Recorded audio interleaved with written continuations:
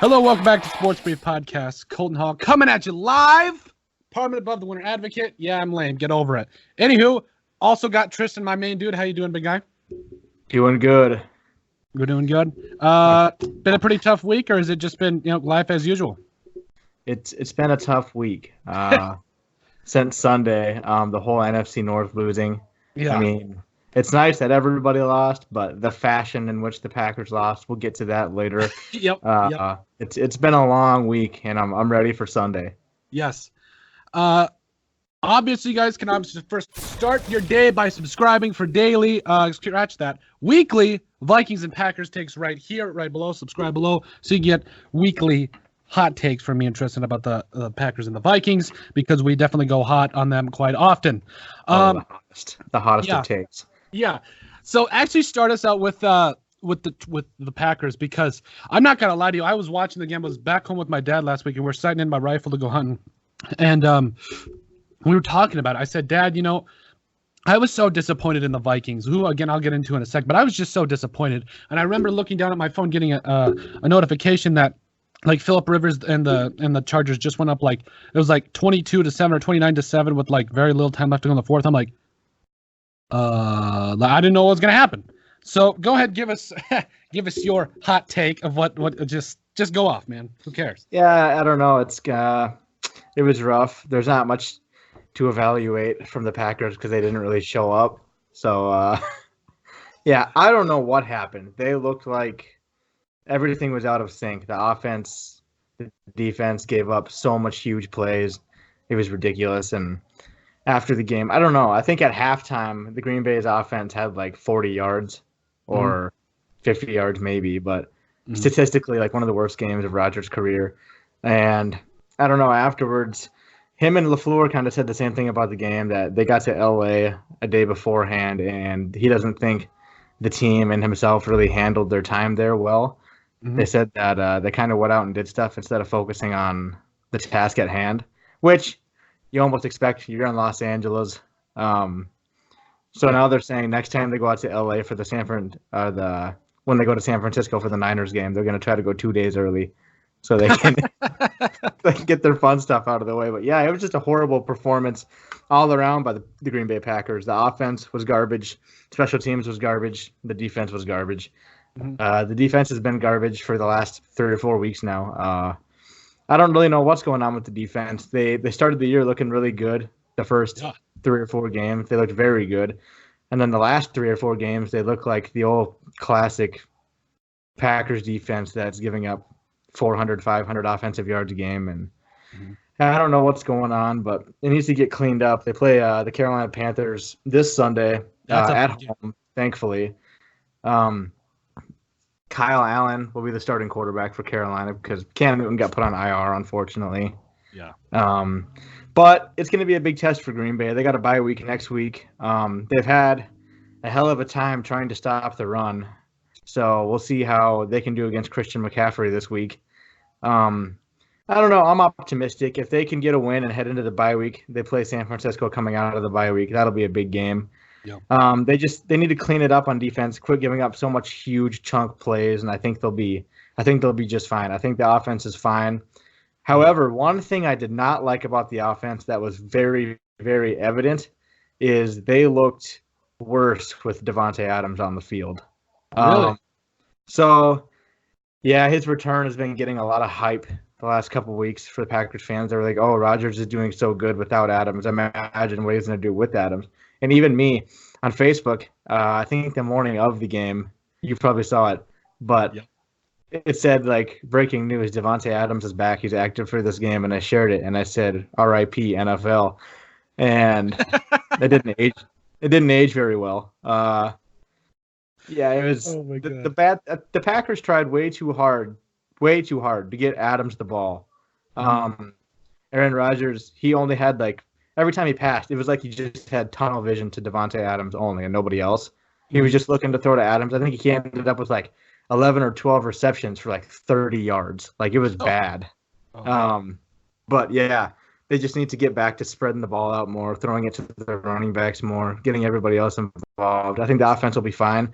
Good wake-up call, definitely, for the team, but Yeah, it was a rough one for sure. But it's good to be 7-2, and it's good that the Vikings and the Bears and everybody else lost. So we're still sitting at the top. Lost. Yeah.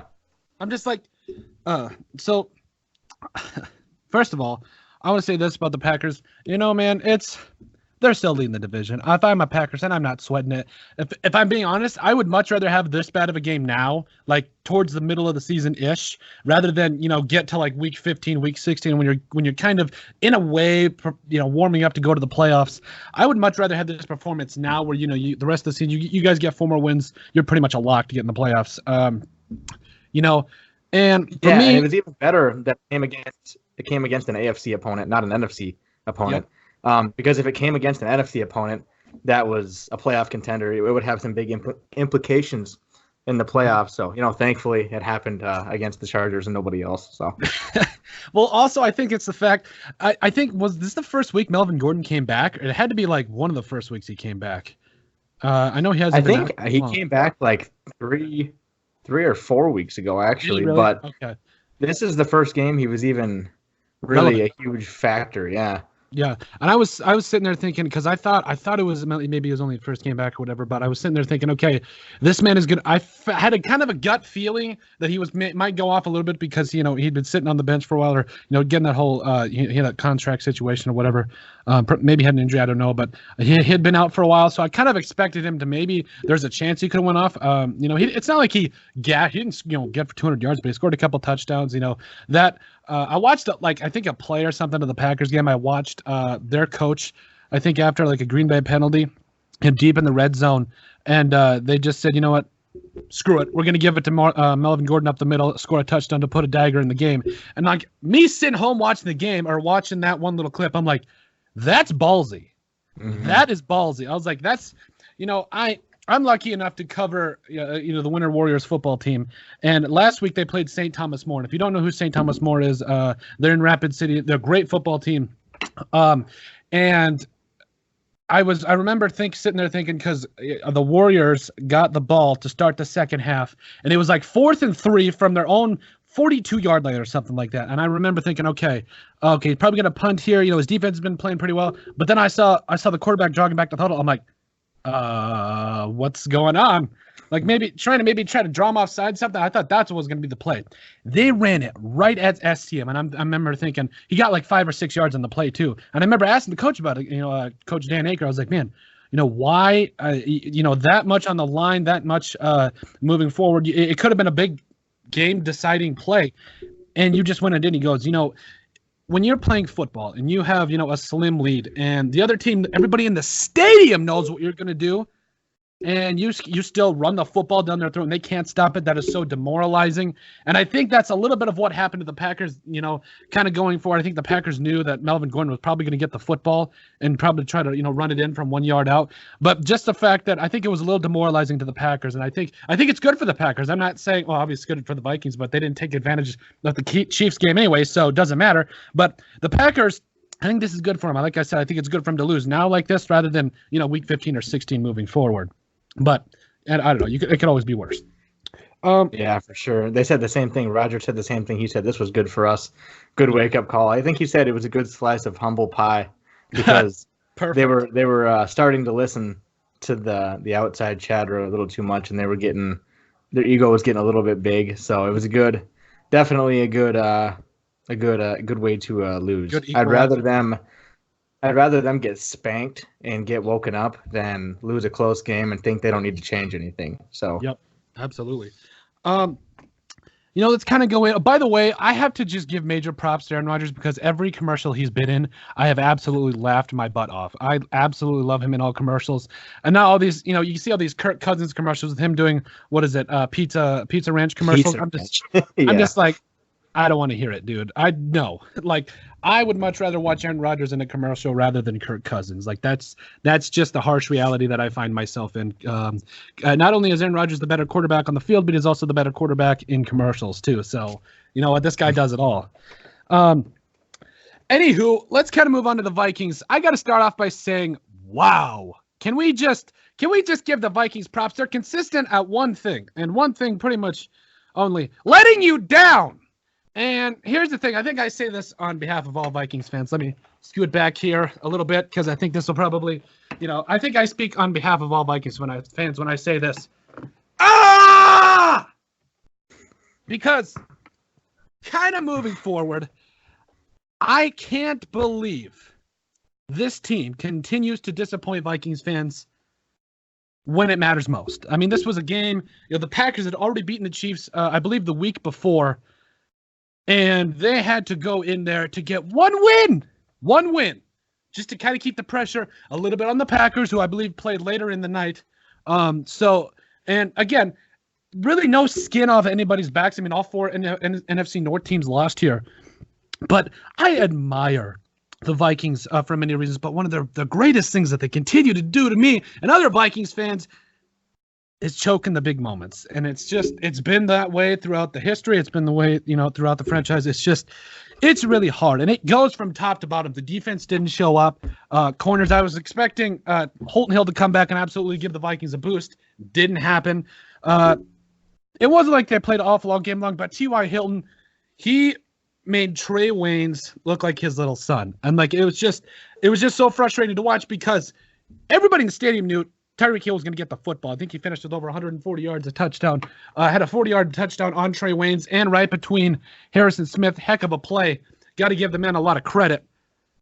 But it's just the fact that you knew this guy. He's easily one of the best wide receivers in the NFL. And you still let the man almost get 150 yards. And it was baffling. I don't know what's happened to the defense. I don't know. I mean, it's not like the defense, allowed 45 points, but that's probably what it was for the equivalent of what the Vikings did for that Vikings defense. Couldn't put a lot of pressure on. They got some sacks later on, but I got to give some credit to Matt Moore, who played an absolute great game. I mean, 2-3 touchdowns, no picks. There was a lot of times I felt like we should have had some fumbles. The Vikings being, and they just, I don't know, they couldn't get it done. Offensively, Kirk Cousins, I have to be honest with you, didn't play the worst game. This was by far not the worst game he has played all season long. 3 touchdowns, no picks, over 40 some odd yards. I think he literally completed 19 of 38 passes, so not great in that department. He missed a lot of wide open throws, which the Vikings probably look back on the tape and realize, hey, we had some opportunities there. You missed them. We'll see what happens next week when you play the Cowboys, which I really want to talk about now. The Vikings going to the Cowboys on Sunday night, and Andy Carlson said this on his podcast, for the Purple for the Win podcast, I believe it's called. If you guys don't know it, check it out. It's amazing. I love Andy Carlson. I have to start out by saying that if the Vikings don't go into Dallas on Sunday night and win, it's over. I don't care if the Packers go on a losing streak. I don't care if the Lions go on a losing streak. I don't care what happens. If the Vikings don't go into Dallas and take care of business, this season is over, because even if the Vikings lose and the rest of the teams have, just awful losing streaks, it doesn't change the fact that the Vikings still can't perform in big moments on the road. And that's probably the biggest knock on the Vikings moving forward. Yes, they can run the football. Kirk Cousins plays well indoors. But it's just going to come back to this whole thing. Can the Vikings take care of the business in crunch time? Personally, I have the Vikings losing this. That's me just being, the Armageddon Vikings fan, because assume the worst and hope for the best. I don't think they're going to go into Dallas and take care of business. I think this is it's been rough. But the Packers, big game. Yeah, they got a good game coming up versus Carolina. I actually want to talk about the Vikings a little bit for a second. Go right ahead. Kind of go back on what we talked about last week on our last episode about if the Vikings do or do not deserve respect. If they can go into Dallas next week, Sunday night, and win, then I do think the Vikings are for real, and they should gain a lot of respect for a win like that. And another thing I talked about last week, I criticized Coach Zimmer's play calling a little bit, and it showed again in Kansas City. I didn't think the play calling was bad throughout the tenure of the game, except for the last couple of drives when they had opportunities to score touchdowns. They had a lead. If they could have scored a touchdown, it would have been a dagger. Yep. But I did not like what I saw with the play calling. They elected to pass the ball rather than run the ball, one of the best running backs in the league against one of the worst rushing defenses in the league. So that's kind of surprised me because they went 3 and out right away. They punted, and then that's what gave Butker the game-winning field goal, if I remember correctly. But yeah, I just kind of back on what I said, having the defensive-minded head coach calling your offensive plays. I don't know if he's the one calling the plays or if there's a coordinator who calls the plays. Mm-hmm. I believe it's Kevin Stefanski. You probably know. I believe it's Kevin Stefanski. Okay. Yeah, but whoever's calling the plays, I don't know. I don't really agree with it at all. If you have a situation like that and you have not a knock against Kirk Cousins because I think he can make throws like that, but it's just you got to play smart football, and that wasn't very smart, I don't think. Nope, I agree with that. And I think Mike Zimmer actually touched on that. He actually went on to say, I think it was during halftime when it was one of the reporters, she asked him what's the offense doing, because I think the offense wasn't even doing that good in the first half. And I think they asked him, and they said they're just getting too cute. They're not running the football when they need to be running the football. With Dalvin Cook, who has, I think he needs 106 yards, and he's at 1,000 yards rushing for the season. So, like I said, the Vikings play calling. I mean, they got to feed Dalvin. They got to feed Cook. It's always been that way. And Kirk Cousins and the passing game will feed off it. Like, that's just how it goes. If the Vikings can run the football effectively, they're going to be a tough team to beat. But then again, that defense, they're a shell of their old selves, and I don't know necessarily why that is. I still think D-line's pretty dominant. Eric Kendricks is having an all-pro NFL season. And then, Anthony Barr hasn't been anything to scoff at. It's the secondary. It's the outside corners. And Xavier Rhodes and Trey Waynes.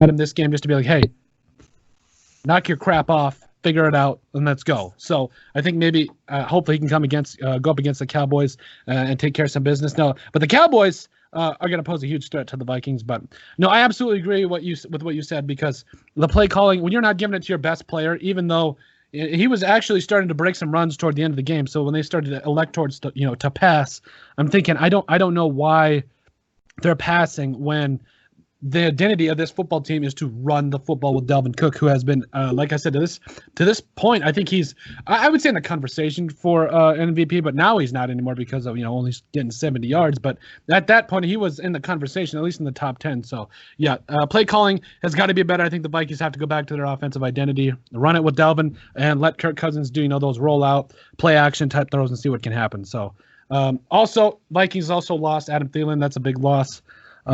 I'm expecting him to be out 3 weeks. I don't want to rush him back because, well, here's the thing though. Vikings rookie wide receiver Olabisi Johnson has been absolutely balling out. I think he already has 2 touchdowns this season. Rookie tight end Irv Smith Jr. has also been playing well. So I think as far as the Vikings, man, just get the ball to your playmakers and worry about the rest later. I mean, Dalvin Cook, even on screens, has looked really good, especially in fantasy form these last couple of weeks. But, they just got to keep continuing to get the ball to their playmakers. Stephon Diggs had 1 catch for 4 yards. I don't know. And I think they only had 4-8 targets. It wasn't a lot. And they didn't, I think he literally had more rushing yards than receiving. I was absolutely astonished by that. And it's just the fact that they're not, they're not spreading the ball around. I mean, Olabisi Johnson, I think, only had 1 catch for 4 yards and a touchdown.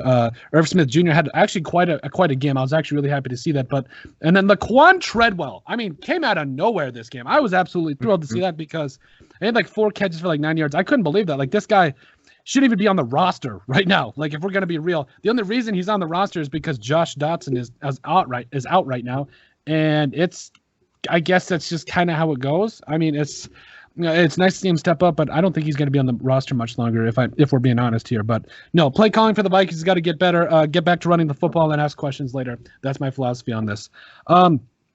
Heading, to talk about this Packers and Panthers game, we've actually got a subject here about Kyle Allen, but what are you looking for in this game against the Panthers?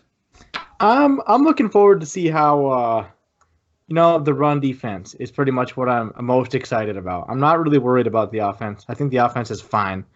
The run defense, it has to step up. If we can have a solid run, if we can hold McCaffrey to 100 scrimmage yards, then then I think we could probably win the game. But the reality of it and the way that our defense is looking, I see McCaffrey probably getting 200 probably scrimmage yards, maybe more. Yeah, but he's good right now. He's really good. Yeah, he's very good. We've been having some trouble covering backs out of the backfield passing. That's not going to be any easier with McCaffrey. Nope. Running the ball, run defense has been not good. But you can't look past Kyle Allen either. That dude's been playing. He's been playing very well, and I think I said this probably a few episodes ago. I don't think Cam Newton's going to be in Carolina after this season. I think I said it 2 episodes ago, maybe last episode. I don't know, but I don't think Cam Newton's going to be in Carolina after this season. I think he's either going to get, I don't know if he's a free agent or what the deal is. He's either going to get traded, cut. I don't know what's going to happen, but it's going to save Carolina a lot of cap space. They're playing better with a different quarterback. And if they were to give up Cam Newton, they could just draft a quarterback if they don't feel like Kyle Allen's the guy. But yeah, I do think Carolina will move on from Cam Newton. But yeah, I'm not too worried about Green Bay. As long as their offense, looks like what they have looked like, minus the Chargers game. Yeah. It's a hiccup. Let's give them a break. It's a hiccup. Yeah, you're right. And yeah, we have Adams back, and I think that was kind of a good wake up to Matt LaFleur to you need to keep getting the ball. You need to keep throwing it to 9 or 10 different people every game, not just Devontae Adams and Aaron Jones. You can't just feed those two the whole game, because when Aaron Rodgers does the most damage, he's dealing it to everybody. And so, yeah, that needs to improve. But, I'm not too worried. I think Green Bay will win this game as long as they can limit the rushing attack to under 100 yards. I think we'll be fine. And that kind of raises the question, our thing here is we wanted to talk about, is Kyle Allen the answer at quarterback for the Panthers?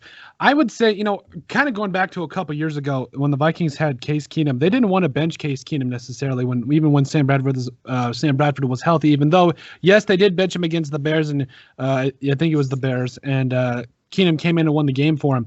I don't think at any point you can bench the quarterback that's making your team play this well. I think you've got to roll with him. And I think he gives them the best chance to win. I mean, it's simple. Get Christian McCaffrey the football and let him do his thing. But also, Kyle Allen has done some great things this year. I mean, again, he's a really young player, so I still think especially there's some things he can improve on. But from what I've seen this year, absolutely impressed with this young man. 9 touchdowns, 4 interceptions, almost 1,300 yards passing. I believe from what I saw, Cam Newton didn't even have a touchdown through the first couple games through the season. So I'm extremely excited. This Kyle Allen guy, I mean, I absolutely wish nothing but the best for him. And I think kind of moving forward, you can't bench him. You got to keep him in there. You got to be able to let him do his thing. And that chemistry that team seems to have with him at quarterback, you can't break that chemistry up for the good of your football team. Keep the guy in there that's making plays. Keep the guy in there that's keeping everybody together. And the guy that's in there just with the hot hand, you keep him in because you think that they can do some things. And you know what? He's doing some things right now. Christian McCaffrey leading the NFL in rushing, I believe, 10 touchdowns, barely beating Delvin Cook, my night, barely.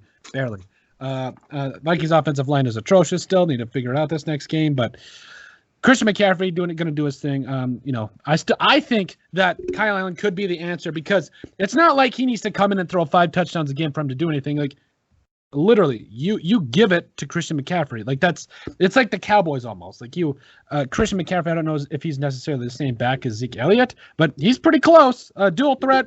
Pretty speedy guy, catches the football, runs it really well. I mean, he already has 13 touchdowns this year, and he's only played 8 games. So, I mean, this guy, just keep getting him the football, I believe. Yeah, they're doing – yeah, you're right about Kyle Allen. I don't think they really need to look to any other direction. I think they should stick with Kyle Allen. Maybe draft a quarterback or sign a backup. But I don't think replacing Kyle Allen is – definitely, that shouldn't be done. They need to stick with him. He's doing really well. But, yeah, I just looked up the stats. Cam Newton, he only played 2 games, but, yeah, they went 0-2 when he played, 0 touchdowns. But, I don't see him being there next year. I wouldn't be surprised if he got some interest from Chicago. Oh, my gosh. I'd hate to see it because that's probably an improvement from anything's probably an improvement from Mitch Trubisky. But speaking You of Mitch really don't Trubisky, like him. did you hear about all his crap? No, I didn't hear about it.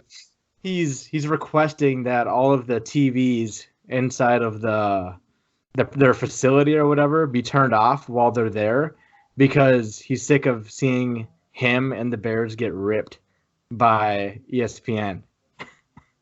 It's just play better. It's getting to his head. Yeah, he needs to play better. He needs to stop worrying about what everybody thinks. Exactly. That just, to me, that shows me mentally what he's made up of. And I mean, that shows me what he's made up of. I mean, if you're going to sit there and you can't take criticism, if you can't take, when your feet is to the flames when things are going bad and you can't take that, what makes me think, when things are good, they're going to stay good? Because, I mean, this guy has proven nothing in the NFL, and he can't take criticism for, in my opinion, deserved criticism, because the Bears traded up to get you, okay? And you, to this point, have been a disappointment, and that's on nobody, on nobody else but you. So, I mean, if you can't handle the flame, man, get out of the kitchen. That's why I always remember, hearing it. But I didn't hear about that. Wow, all the TVs turned off. That's absurd. That is absurd. I can't believe that. Let's see here. As far as I got to talk about the Patriots too. We can't leave them out. I believe you called that. Yes, I did. What was your reaction upon the game? I don't know. I did think. If I were to quote myself, I said Baltimore was going to throttle New England. Which I think they won by 17. Yeah, they kind of did. Yeah, they ran away with it at the end, but the stats don't do Lamar Jackson his justice. Because he's throwing for less than 200 yards a game, but his rushing and when he needs to make plays, this man is making the plays. I think he kind of vaulted his way into the MVP conversation. I think Aaron Rodgers kind of took a step back, but yeah, I was amazed. I knew Baltimore would be a tough environment for New England to come in and win. And yeah, it didn't surprise me. When Tom Brady plays a good defense, I mean, he still looked good, but not good enough to beat them. And it's not going to be any easier when you get into the playoffs and you have to play them. Yeah, I mean, I wasn't really surprised, I guess, because to last week, New England hasn't really played a very good team besides Buffalo. Yeah. And they almost lost to Buffalo. And yeah, it didn't surprise me.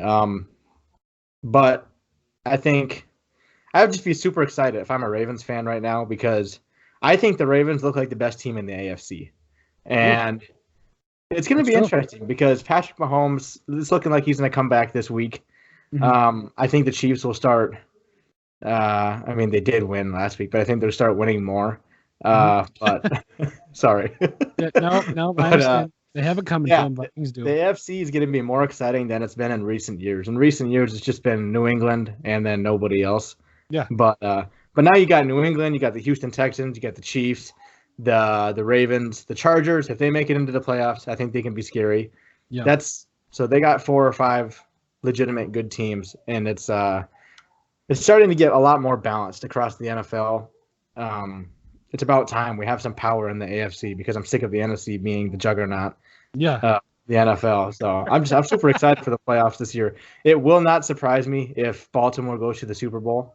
It depends. I think it really depends on who has the home field advantage when it comes down to it. I think if they have to go to New England and play, New England will probably win. Yeah. But if it has to go through Baltimore, I think Baltimore is going to go. Yeah, I can agree with that. Especially, Lamar Jackson, I was a guy, at the beginning of the season, I was really trying to stay grounded with his play. And I'm going to stand by a little bit what I said. I said I don't think he's an elite quarterback in terms of throwing the football yet. I still see some good things when he throws the football. But what he does with the football, just what an exciting football player. Like the way he plays with energy. And I think I saw a clip on Twitter of, I think one of his running backs ran in for a touchdown, and he went up and helped his offensive lineup. That kind of leadership, that kind of the camaraderie that you build with the teammates and the way that he carries himself on and off the football field, I have a lot of respect for him because, like I said, I think even couple weeks ago, we talked about him helping up a cameraman. And me watching football in the NFL for like, I don't know what, 16 years, I have never seen another dude help a cameraman up when they've, ran into him. That I have an immense because I don't know what it is. I don't know, but I have an immense amount of respect for him now as a person. Throwing the football again, still I'm not 100% sold on it, but he does some good things there. But to me, he's looking like every bit of a franchise quarterback, and I'm extremely excited for what he does. I'm even gonna say that if he can keep it up, he can be better than Michael Vick. I really do believe so. The thing about Michael Vick though was he had a rocket for an arm. Like he had a cannon attached to he was left-handed. So I think Mike Vick maybe had a little bit of a stronger arm, but I think if Lamar Jackson keeps doing what he's doing, he's going to be in that same conversation. So, no, extremely happy for him. Did a great job against a tough team. I think that's what really impresses me the most. And because it wasn't against the Chargers. It wasn't against the Cleveland Browns. It was against a quality football team in the New England Patriots that is very well coached. Obviously, have one of the best quarterbacks to ever do it. And the fact that he did it against the Patriots is absolutely way more impressive to me. I don't care. That the fact they didn't blow him out. He didn't throw for 4 touchdowns. He ran for a couple. Yes, ran for over 100 yards. But what he did to me was way more impressive because it was against the Patriots. It wasn't against some chump change team. He went in there against the best in the AFC, and he proved something on Sunday. I believe that's what he did. Yeah, for sure. One of my buddies in my fantasy football league has New England's defense, and I've been trying to bait him with some garbage trades to get New England's defense, but I told him, I'm like, don't start New England's defense this week. Yeah. Don't do it. He's like, why not? They're going to beat the Ravens. I'm like, Lamar Jackson is a different animal. He's not a one-dimensional quarterback. If he can't beat you through the air, he's going to beat you on the ground. He's gonna rush for more yards than his running backs combined. Yeah, and that's no joke. Yeah. This dude, he's definitely the most explosive player, maybe the most explosive player in the NFL right now. Yeah, he's a freak. He can change direction better than anybody at any skill position probably we've seen in a while. And is it just me, or does he do it like smoother than anybody I've ever seen too? He doesn't even. It's like when he goes to do a juke or break down, he doesn't even break down. Like he doesn't chop his feet. It's just an instant change of direction. Yeah, and it's like he makes defenders look absolutely silly. Yeah. I know it's been fun watching him. I'm glad I've been a little wrong about him because I thought he would probably get keyed on and wouldn't rush for as many yards. But man, he's been fun to watch. Let's see here. Antonio Brown. We haven't brought him up in a couple weeks because, yes, our old buddy. He, for lack of a better term, he has found his way into the media. Let's just say that he. Some of the tweets he goes out, saying that he doesn't, because I'm kind of conflicted with this because there's some tweets going out that he doesn't want to play in the NFL, some profanity used in his tweets, doesn't because he feels like they've been making money on him, all this jazz. I don't know, because even if I feel like a team did let him play, I still feel like the drama wouldn't stop. I mean, I feel like you can probably send one more text out to the girl. I don't know, but I feel like none of this would stop anyways, even if he did get signed by, say, I don't know, a wide receiver needy team like the Eagles or somebody. I don't know. I just feel like it wouldn't change. Like this dude just can't keep his nose clean, and it's kind of frustrating because from a talent perspective, he's a very good football player. Just I don't know. It's confusing. I wish him nothing but the best, but man, he's not doing making the smart decisions right now. No, he actually this morning at 10:59 a.m. he tweeted and deleted, as they call it. I took a screenshot of it though. So did you really? Okay. Yeah, right here. It says, "Imagine conforming to a system, giving it 100% to see them treat me like this unfairly. Making money off my sweat and blood. F the NFL. I'll never play in that crap. Treat black people the worst. Clear my name and go F yourself." And he deleted that shortly after. Yeah, and then I can see why. Yeah, he tweeted again at 4 p.m. He said, "I'm just very frustrated right now with all the false allegations and slander to my name. I love football and I miss it. I just want to play and I'm very emotional about that. I am determined to make my way back to the NFL ASAP." Tristin, maybe you can do a better job of explaining to me. But what slander? He put it out. We have people that screenshotted it. Had many people that saw it. What slander? What, dude? He was with the Steelers. He whined his way to get to the Raiders. Which, by the way, the Raiders didn't really even give up anything for him. So, excuse me. Yeah, and because the Steelers just wanted to get him out. And then he goes to the Raiders, the whole helmet thing and all that stuff, gets, let go by the Raiders, gets signed by the Patriots, and just forgets to mention that he might have, sexually assaulted or sexually harassed a young girl. I don't understand. Like, what slander? What? Like, maybe you could explain it better to me. Maybe I'm missing something. Am I missing anything? Yeah, you're not missing anything. He's done it to himself. Unless all of this is false and somehow he's the good guy, which I highly doubt. But I think Pittsburgh just did such a fantastic job of covering it up and keeping everything under the radar and not letting everything get exploded into the media. Yep. That as soon as he left and as soon as he began to expose himself to everybody else and to see who he is, now everybody's calling him out. Now everybody's saying, wow, you're not a good person. Now he feels like he's being slandered because it was never that way with Pittsburgh. But he's done it to himself. There's no other way about it. But, it's like you said with this talent, dude's the best receiver in the league when he's in the league. No doubt about it. He's the best receiver I've ever seen play in person, and that includes Randy Moss. I think Antonio Brown he's unbelievably talented, but I wish he could keep. I don't know. I just wish he was a good dude because you hate to see talent like this go to waste. And I don't know. Honestly, I hope the dude gets his crap straight. I hope he gets back into the league, and I hope I don't know. I just hope he becomes a better person. I hope he pays all the people he hasn't paid that he was supposed to pay. I hope he apologizes or goes to court. I don't even know what he needs to do to get his name cleared of all this crap. But I hope he can make it right, and I hope he can get back into the league because he was so fun to watch. But if he can't fix all this crap, I hope he doesn't get back into the league because you don't need somebody like that in the league. So, dude needs to do what's best for him. He needs to delete Twitter or stay off of it. Yep. As does Donald Trump. Yep.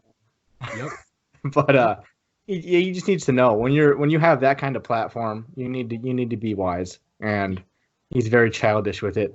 He just needs to clean it up for sure. And it's funny you mentioned Randy Moss. When I was growing up with my dad, I always watched Randy Moss highlights, and I was just enamored by the amount of speed, athleticism, and just gracefulness that guy had. And I was probably more impressed with him rather than, say, Chris Carter, who probably was, I would say, on some type of level athletically, just as athletically talented. Maybe not exactly as far as athletically when it comes to speed, because I think Randy Moss was like a 4.2 guy and Chris Carter was like a 4.4, 4.5 guy. But Chris Carter could make some crazy catches. And my dad had no respect for Randy Moss just because of his showboating, his gloating, all that stuff. And Chris Carter was just such an amazing person. So just a guy that learned from screwing up in the NFL and finding his way back into the light. My dad had a lot more respect for Chris Carter, basically for what he accomplished, rather than what Randy Moss could accomplish on the football field. Because being a good person in the NFL really means a lot. And I just, I get exactly what everybody's coming from with this. It would be really fun to see Antonio Brown pull his head out, as my dad would say. But it's rough. He needs to correct it. Antonio Brown needs to find his way back. I don't know. I just feel like you said, wish him nothing but the best. Hopefully he can find a way to just fix it and just become a better person for it. But anywho, let's kind of jump into Kareem Hunt. I know that a lot of people here were excited for this. I drafted him in the 7th round in one of my fantasy teams, and I was getting so much hate for it. People were telling me, he's never going to play, right? Or, because Nick Chubb's a good running back, blah, blah, blah, blah, blah. You know what? He's probably not going to give me 5 points this next week. But he's the best running back I got. I don't know if that tells you how good of a drafter I am, but it just came down to the fact that I just felt like, what's the risk? Okay, 7th round draft pick, like some people draft kickers that late. Okay, so what's the risk? Some people draft their quarterbacks that late too. So I don't know. I did it and kept them on this long just because I felt like the risks were, the rewards were way greater than the risks. Mm-hmm. What about you? Yeah, I actually I didn't draft him. I got pretty lucky. I think it was like 3 weeks ago, maybe week 4 or 5 of the NFL. I was just messing around on fantasy, and I was trying to add some depth to my running backs because I had some bye weeks coming up. So I was scrolling through all the running backs to see who was there, and like 20 people down, Kareem Hunt was sitting there, and it just says out, suspended. I'm just like, nobody has this dude. I'm picking him up, put him on my bench. Yeah. And I can't remember who I dropped for him, but he's been on my bench for a while, and I'd be pretty. Freddie Kitchen said that Kareem Hunt is definitely going to have a role this week. Yeah. In the game plan, so that should get people a little bit excited. But yeah, you don't know what to expect his first game back since whenever the middle of last year or whenever his last game was. But I don't know. Given his upside and the dynamic pass catching back that he is going to be a perfect complement to Nick Chubb. And I think this is it's going way under the radar. Nobody's talking about it. This could really turn the Browns season around if used correctly. Chubb, as we know, he's a power back. He's a speed back. He's not much of a pass catching back, but to have a guy like Kareem Hunt, who's a pass catching back, who can catch the screens and burn everybody for 90 yards, it's gonna be super scary. I mean, his big playability is definitely better than Nick Chubb's, I think. But I'm debating. Yeah, I'm debating whether or not to start him in my fantasy league. I'm probably not going to this week. I just want to see how he looks. But I might. We'll see. Yeah, I'm gonna start him. I got nothing to lose. I'm like 4-5 right now. In my defense, I drafted one defensively and wide receiver wise, but my running backs have been awful all season. The one good running back in my 5 fantasy teams has been Dalvin Cook, and that's because I knew if he could stay healthy, he was going to be a really good running back. By the way, this is going to be Kareem Hunt's first game since November, I believe, 19th of last year. I just looked it up. So almost a year that he stepped on, that he's been on the football field. A couple weeks shy of a year, whatever you want to be technical about it. I'm excited because I feel like if you said it best, you hit the nail on the head. This could be this thing that brings the Browns back to being a playoff team. And I think their stretch they got up, I think you might have mentioned it, is they don't really play anybody that tough coming up for a while here. So this is a good opportunity for Baker Mayfield and his teammates to be able to come back out. By the way, the memes I've seen about Baker Mayfield are absolutely hilarious. And I'm losing it every day at work while I'm scrolling through Facebook. But I do believe that this is a golden opportunity for the Browns to be able to climb out of the cellar here. And if they can't, I believe that's more of a reflection on their franchise rather than their players. Just because look at the players you have. You can't tell me you can't put them in the best possible position to be able to be successful. Come on, you have to be able to do something here. Win 3 games in a row, kind of get yourselves back in that conversation. And just, man, find a way to win. Use Kareem Hunt. Run him a whole bunch. Maybe run a wildcat with Nick Chubb and Kareem Hunt. Maybe that would be fun. I don't know. Yeah. So that way you don't put it in the hands of Baker Mayfield, who I believe has the most interceptions in the NFL right now. I mean, it's just they got to be able to find a way to put those 2 backs in the best possible position to succeed. And man, just run with this thing because you never know what can happen. You can get hot, and maybe that'll be enough to make their team hit a bit of a hot streak. You never know. So I think moving forward, the Browns, they have to win these next couple weeks before anybody can really say anything about them. If they lose, at all during these next 3 to 5 weeks, I don't care who they play. You get a guy like Kareem Hunt back, who is, believe it or not, no matter what he does off the field, he is a world beater. He is a superstar running back. You can't tell me the last couple of years what he has done in the NFL is not absolutely impressive, because it is. He needs to come out, and the Browns, for that matter, need to come out, and they need to change the game. They need to change the persona. They need to change how they're playing. They need to finish blocks. They need to go out and run hard, play hard defense. And Myles Garrett, who is amazing, by the way, needs to continue to do his thing along with that Cleveland defense. So that's pretty much all I'm going to say about Kareem Hunt. I still think it's going to be fun to watch about that. Anything else you want to talk about with Kareem Hunt? No, but I definitely agree with you. I don't know what the record is. I want to say they're like 3-5 or something like two that. and That's five. not good. They're not good. I don't know, but to make the playoffs in the AFC, I think you need to be 10-6 or better. Yeah. And with the NFC, you're probably gonna need to be like 11-5 or better, honestly. Yeah.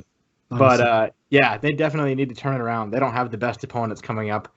I know I believe they play Miami in a couple weeks. They play Pittsburgh, which isn't a very good defense. So they definitely, this next few weeks, presents a great opportunity for their offense to turn it around. And like you said, they have the weapons. It's time to just turn them loose. Just start slinging it everywhere and just pull out all the stops, see what they can do. Yep. Because you really have nothing to lose at this point. You're either going to start winning or you're going to lose and you're not going to make the playoffs. And it's going to be bad. But yeah, they need to win. They probably need to almost win out. Maybe they could lose 1 or 2 more games. But yeah, it's definitely time to turn it around. And you have Kareem Hunt at your disposal, so use him up while you have him. Yeah, no kidding. I mean, give the man the football and let him do his thing. Let's see here. Trent Williams is now placed on the non-football related injury or something like that for whatever it was. Man, Trent Williams, I was really pulling for the Vikings to get him. I didn't care what they had to do, what they had to give up, because the Vikings offensive line has not been great.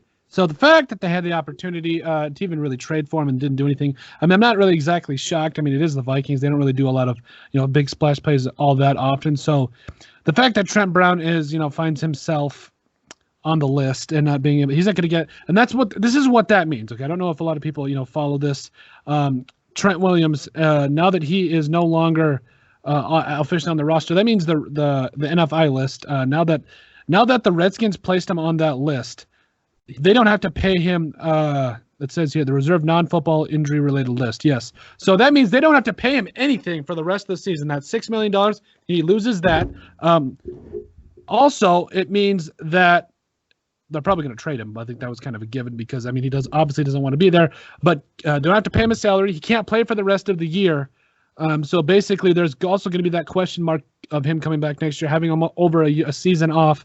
I mean, what's it going to be like moving forward? He seems to be a little bit of a problem also in the locker room. Maybe that's just because he's tired of losing. I don't know. But that's just, I almost want to say, it's not necessarily poor decision-making. I get his point of, wanting to get his money, maybe just be traded, excuse me.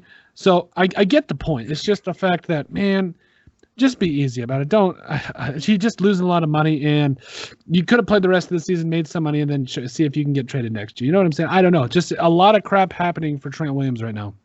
Yeah, I agree with you 100%. I don't really need to say much more about it. I think him and the Redskins have definitely been probably kind of shady back and forth to each other about some different things. But yeah, bear with us. You don't want to be in a situation like that where there's no stable quarterback play, no stable running game. Peterson's gone soon. Your defense isn't good. I wouldn't want to be there anyway. So I don't really blame him for anything he's done on his part, but I don't think the Redskins have handled it very well. But yeah, I don't think he probably won't be there next year. Hopefully he goes to a team that he deserves to play on, a good winning team. Whoever needs a good lineman will definitely get one when they get him. And hopefully, I hope he does well. But interesting situation. Did you hear about AJ Green? No, I didn't hear about AJ Green. What's up? So I don't know if you saw any of the posts from NFL or anything earlier today, or maybe yesterday, that AJ Green was expected to play this week. Really? Did you see any of that? I didn't see that. Of course, I've been just working all day. But what? AJ Green has been. Wow. They were like, AJ Green expected to play this week, and then a couple hours ago, they posted AJ Green re-aggravated his injury and is out indefinitely. So he's. It's sad. I don't think he plays for the Bengals again. That's gonna be my hot take for this episode. AJ Green won't play another game for the Bengals. Cam Newton won't play another game for the Panthers. Wow. I think that's actually probably might be pretty fair. because considering AJ Green, man, I think he had kind of had to suffer with the whole Andy Dalton situation, and there was a couple times that the Bengals are actually pretty good. I think back when they had Mike Zimmer as their defensive coordinator, they were actually a very good team, and AJ Green has had to deal with him, being not. I don't know if he's not a franchise quarterback, but he's had to deal with his subpar quarterback play for a long time. And if I'm the Bengals, I'd try to bring AJ Green back because I think he still has a lot left. And you know what? I know what it's like to get injured. I know what it's like. I broke my leg when I was a senior in college, and it was just mentally, it does a whole lot of different things to you, regardless of, let's put the whole physical stuff aside for a second. Mentally, it does a whole lot of different things to you. So for him, I hope he comes back fast, stronger, faster and stronger, and just is able to really find himself again. Maybe on a better team, maybe not, who knows? But I think it's going to come down to the fact that as far as the Bengals, I mean, when you're describing them as ineffective quarterback play, when you've had the chance, because they had Mike Zimmer as their defensive coordinator, that's when they were really good on defense too. So, I mean, and that's absolutely awful. Just wish him nothing but the best. By the way, speaking of wide receivers that are kind of low-key divas, did you see Dez Bryant's tweets about the fact that he just wants to get a chance on an NFL team, doesn't necessarily want to start? I was kind of shocked by that because this guy, I figured, was probably one of the more talented wide receivers in the NFL in terms of speed, length, strength, everything. He can't find a job right now because he can be, I would say, a little bit of a locker room distraction. I do like the tweet though, and here's why. If you're a guy that is seen to be somewhat of a problem in the locker room, and you come out like that and say, "Hey, man, I just want to play. I don't want to, I'm not trying to cause any problems. I'm just trying to find my place on a team. I'm just not done yet." And I respect that. I would much rather, I saw something on Facebook the other day where I would respect somebody that says they messed up rather than somebody who tries to say if, ands, or buts about it. And I respect somebody that says, "Hey, man, I messed up. I want to come back and play." So I respect the tweet a little bit. I really do. I don't know necessarily what team will want to maybe bring him back on. Teams like the Eagles and maybe the Jacksonville Jaguars. Somebody, a team that's really just looking for a stalwart at wide receiver. But I don't know. I really respected the tweet. What about you? Yeah, I'm looking up his tweet right now. Yeah, it says, "I'm not trying to go nowhere and be a starter on a team. I want to contribute because I know I'll be able to contribute. I'm feeling good. In 2 weeks, I'm going to reach out to NFL teams and see what happens." Mm-hmm. Yeah, I'm happy for this guy. I'm happy he's still pushing to play. And It definitely speaks character about somebody who's willing to give up a starting job to come back and play just because he loves to play football. Yep. And a guy like Dez Bryant can definitely contribute. Absolutely. People forget how good he was before, I don't know, his last couple of years that he played for the Cowboys. I don't think he just fit in the system very well. Yep. But, yeah, he can definitely contribute. Green Bay should give him a go. I'm pretty sure you could probably get him quite cheap, I think. Oh, absolutely. And I don't think he would have a problem coming to play with Taryn Rogers. I don't think any receiver would. I think A.J. Green might be an option. I don't know if they can afford to pay him, but I would look into it. If I was Green Bay's GM, they made an offer for Le'Veon Bell. Really? They did. Le'Veon Bell said that 4 teams interested. The Steelers reached out, which is kind of weird.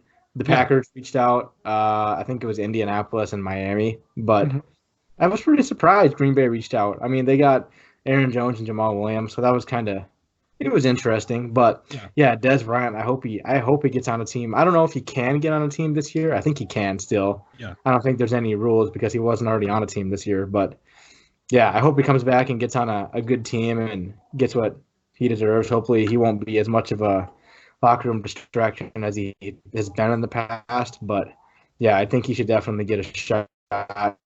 And I follow him on Twitter and stuff, and this dude works hard. He's always practicing and definitely in shape. Definitely coming. Yeah, I agree. And, he's a guy that really he came back, and that's one thing I've got. Like I said, I got a lot of respect for the man. So I hope he comes out and does his thing. Let's kind of shift focus here. Now the NBA season has started. I think I got to come out and say, I think a lot of people are really giving LeBron a lot of respect right now, and I'm a big lover of LeBron. I'm not his biggest fan, but I like what he's done. I like what he stands for. If you want to talk about off the court, a guy that sends people to school, never cheated on his wife, didn't have a dad growing up, does all the right things off the court. Don't ever, a problem with him with anything really. I like him as a player. He's just not my favorite player. Kobe will always be my favorite player, and I just feel like the Packers. Wow, too much NFL talk.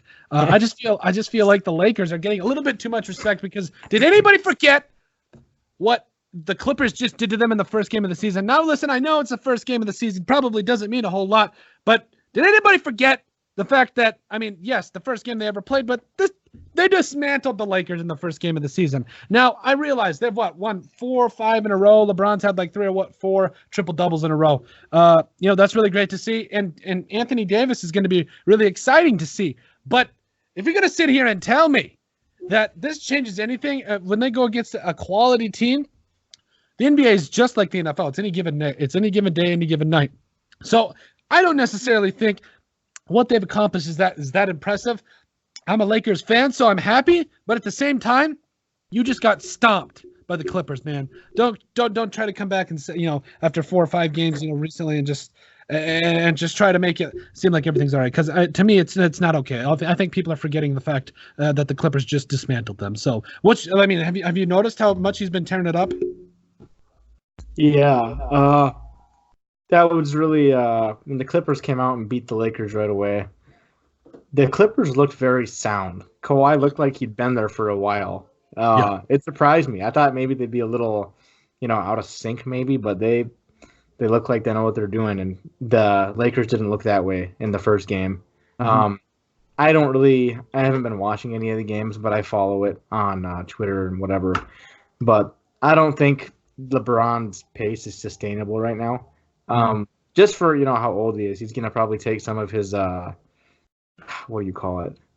His rest games that everybody criticized him for. Yep. Or his load management games. You're paid to play 82 games. Yeah. Get out there and play. I'm not saying it's a bad thing that you're resting, but I just think it's a bad look. I do too. But yeah, I hope he can continue to be as good as he's been the last couple games. But I'm a Warriors fan. I am a diehard bandwagon day one Warriors fan. The Warriors are screwed. Yeah.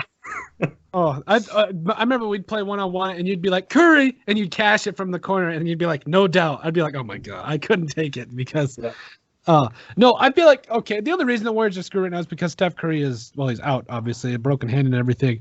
And I think it was funny because I saw a picture yesterday or a couple days ago of the active Warriors roster right now. It's like a bunch of nobodies. The only guy I probably heard of was like Willie Cauley-Stein, and he has not been, anything amazing in the NBA.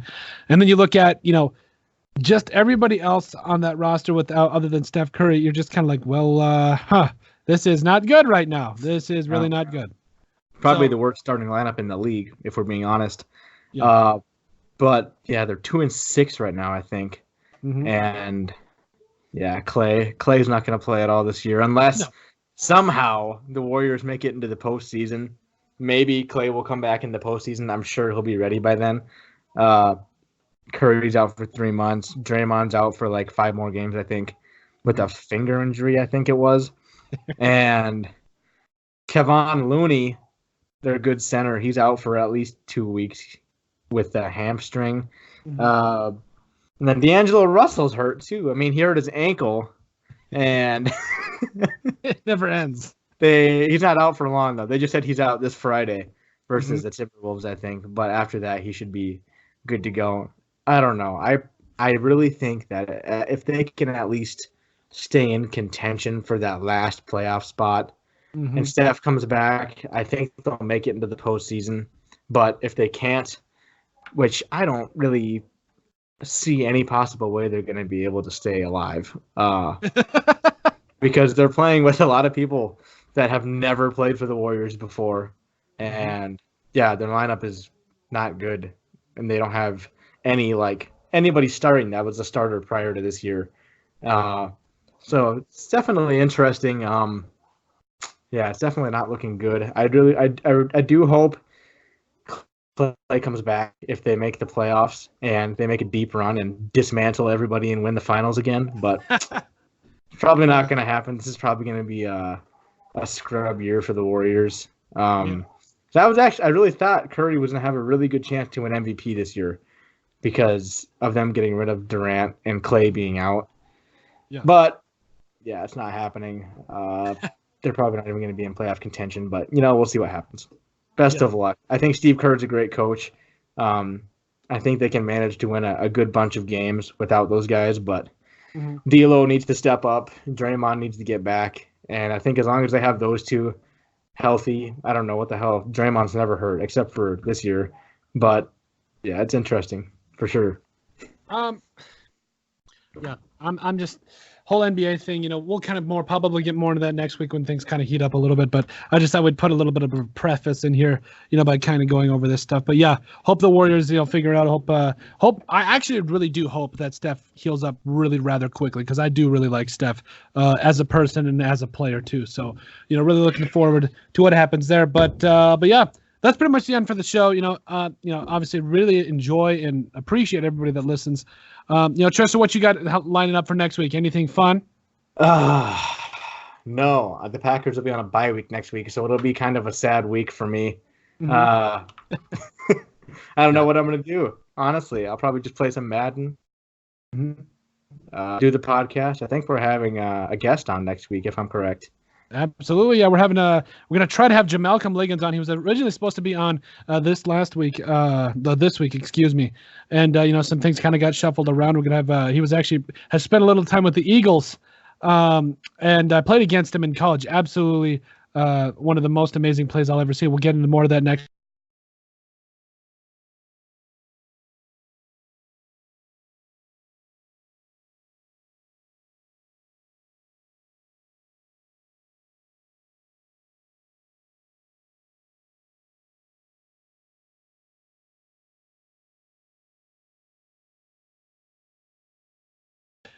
For the first portion of the show, and then we'll go into obviously our Vikings and Packers spiel. So again, Tristan, it's always been a pleasure, my dude.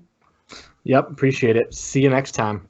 Absolutely. And once again, thanks everybody for joining us. Follow us on social media, so make sure to subscribe right now to the Sports Brief podcast right down below. So thanks again, everybody, for joining us.